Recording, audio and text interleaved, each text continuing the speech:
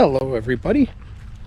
Today we are at Harrington Beach State Park in beautiful Ozaukee County, Wisconsin. And we are going to check out a ghost town. Yes, another ghost town I found out about. Ooh. I had no idea this ghost town existed until my wife told me about it. So we're going to check it out. So come along.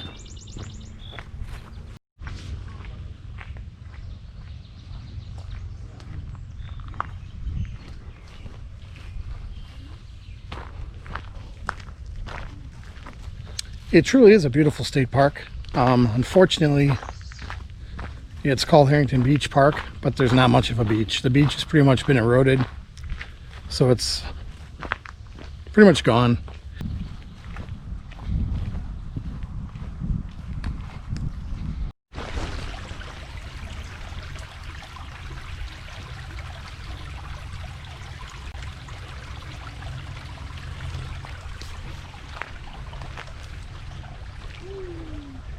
Did you know they had a quarry lake here? So, this is the Old Quarry of Stonehaven.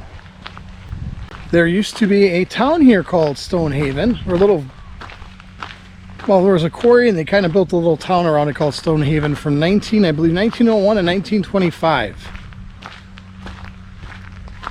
And apparently there's foundations of the buildings left, some of the buildings. Here we go, from booming business to quiet park. The quiet, peaceful scene Harrington Beach State Park contrasts sharply with its former life as a quarry and company town. You can just imagine the noise as limestone was blasted loose, hauled in steel cars by mules, pulled by cable along inclined tramways, crushed by a giant crusher, and shipped out by wooden slab-sided ships via Lake Michigan. Harrington Beach State Park was established in the early 1960s, 40 years after the quarry closed.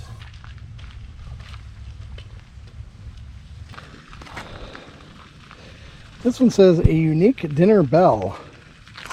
Look at the neat machine drilled blasting hole in this rock. I'm assuming that's the blasting hole right there. Each day at noon and again in the evening, as workers departed the quarry, they set off black powder or dynamite placed into holes in the rock. When they returned, workers could dig out the stone loosened by the blast. Local farmers claim that the noon blast at the quarry became a signal which told them when to go home for lunch.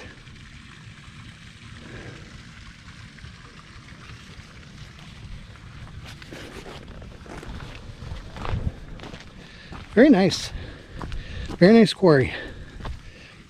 There's little shelves. You can see the shelves in the water there, the rock. How deep does it go? I want to jump in. I want to jump in and swim.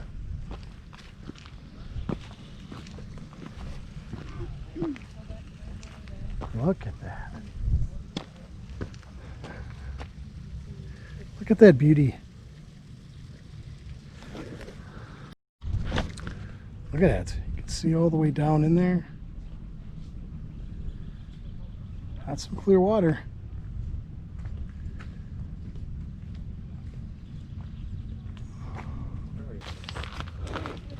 You see how that shelf just drops all of a sudden right there? Pretty cool. Right there. Got a little bit of rock and then boom, nothing. That little baby frog. Oh, frog. Where are you going, frog? And there's the foundation of a building. Don't know what that was. Is there a plaque over there? There's a plaque over there. We'll find out what that was.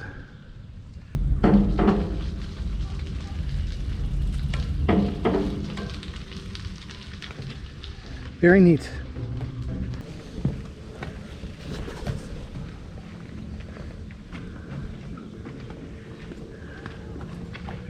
And it looks like this was a canal at one time. So this here was the stone crusher. And that's what it looked like back in the day. Mules pulled rail cars laden with stone from the quarry, and cables hauled them to the crusher, which could handle 1,500 yards of stone each day. Working like an enormous grater, the crusher produced small stones and limestone powder, which were carried out by conveyors. After 1920, washed gravel roadbeds were preferred over crushed limestone. Soon the pump ceased to run at this once flourishing quarry, and it gradually filled with water, becoming the deep, serene lake you see today. It says only the pilings remain of a once powerful stone crusher built in 1902. The pilings are usually submerged in the water about 1 foot. And there they are. Right there. Oh, some clear water. Fire, fire, fire. Many years ago, when Quarry Lake was a dry rock quarry, the above call alerted the workmen that explosives were about to be detonated. The Lakeshore Stone Company used explosives to break up the rock, which they mined from 1900 to 1920. The limestone was quarried, crushed into 3 different sizes, and shipped to one of their 3 distribution yards in Milwaukee, Muskegon, or South Haven. The pictures and narratives on these panels sketch the history of this industry. Before the stone was quarried, the topsoil had to be removed, and a donkey engine and cars were used to haul the soil or overburden. This overburden was transported to a point about 500 feet southeast of the quarry. The Courier House. Sebastian Bus Courier, Lakeshore Company foreman, lived on this scenic spot in a handsome 2-story house with a magnificent view of Lake Michigan. This comfortable home presented quite a contrast to the small box-like houses that of most company employees. The Courier House, originally located directly east of the quarry, was moved here when quarrying operations began in that area. This particular sign is a little bit messed up. I don't know if you can see the picture of the house at all, but it was in this area where that house stood.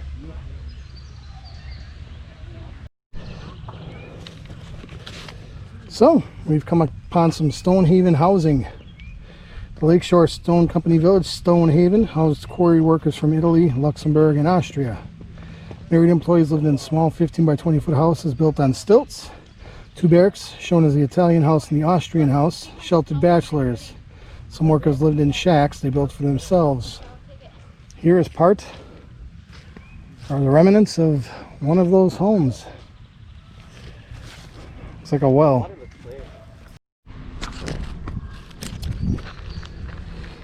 And here's where the company store once stood.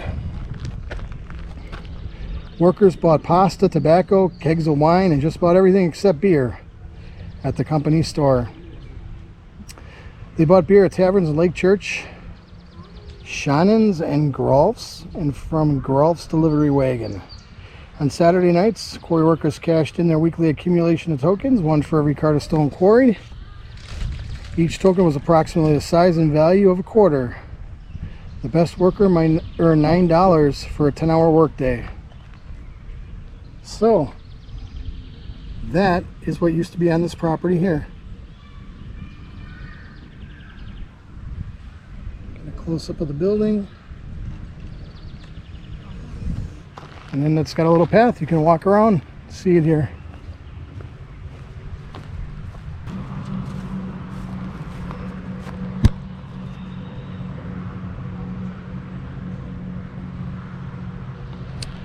It's a darn shame they didn't preserve this stuff better, you know.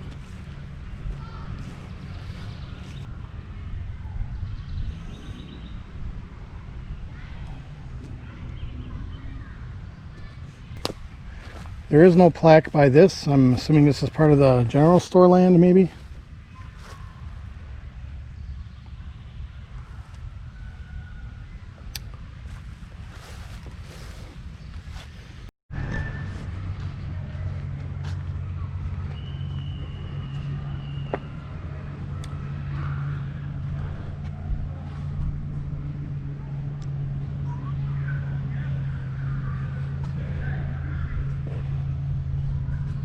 So on this one it says a company town from 1901 till 1925. The Lakeshore Stone Company owned the lakefront property that is now part of Harrington Beach State Park and built a company town known as Stonehaven.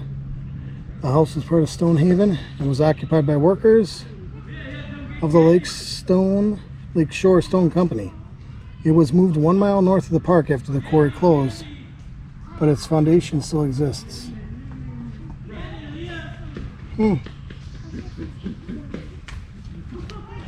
Very neat.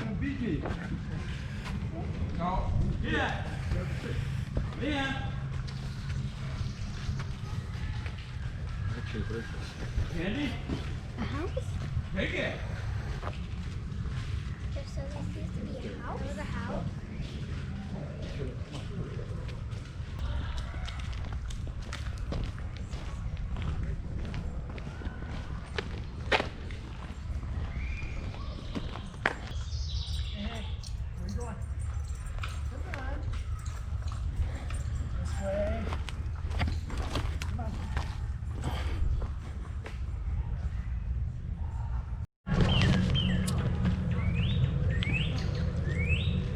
This plaque says, "Welcome to Stonehaven Historical Trail."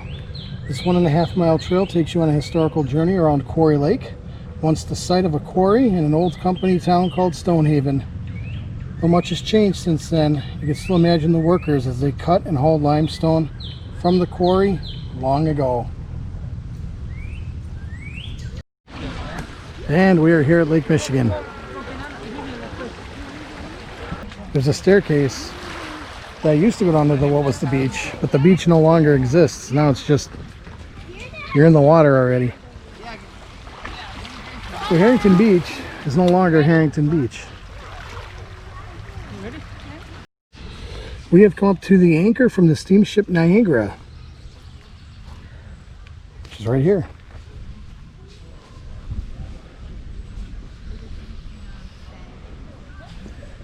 And here's a little plaque. The steamer Niagara, the fiery end. At 2:30 p.m. September 23rd, 1856, Niagara left Sheboygan for Port Washington. At 4 o'clock p.m., a fire broke out. And moments later, the engine stopped, leaving the ship stranded, facing smoke and flames. The passengers panicked. Despite rescue efforts, at least 60 people died, most from drowning while frantically boarding lifeboats.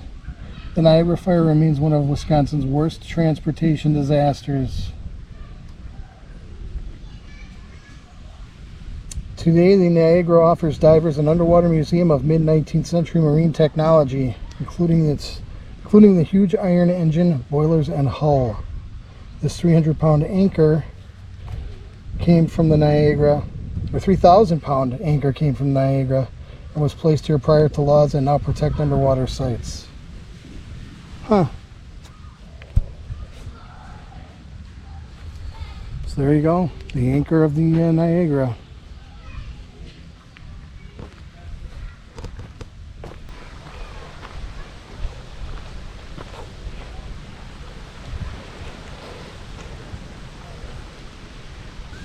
This one says water transport.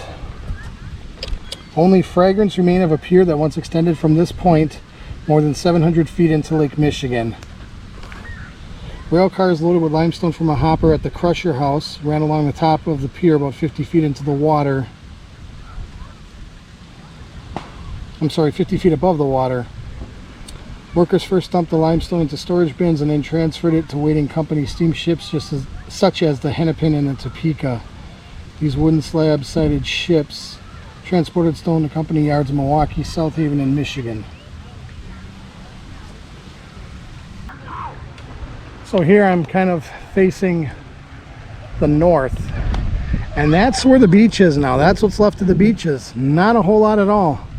People kind of crowd on the little strips of beach that are left, and that's about it. I think that's pretty neat how the shelf just drops off like that. So you're kind of like walking, dum-da-dum-da-dum-da-dum-da-dum, kerplunk.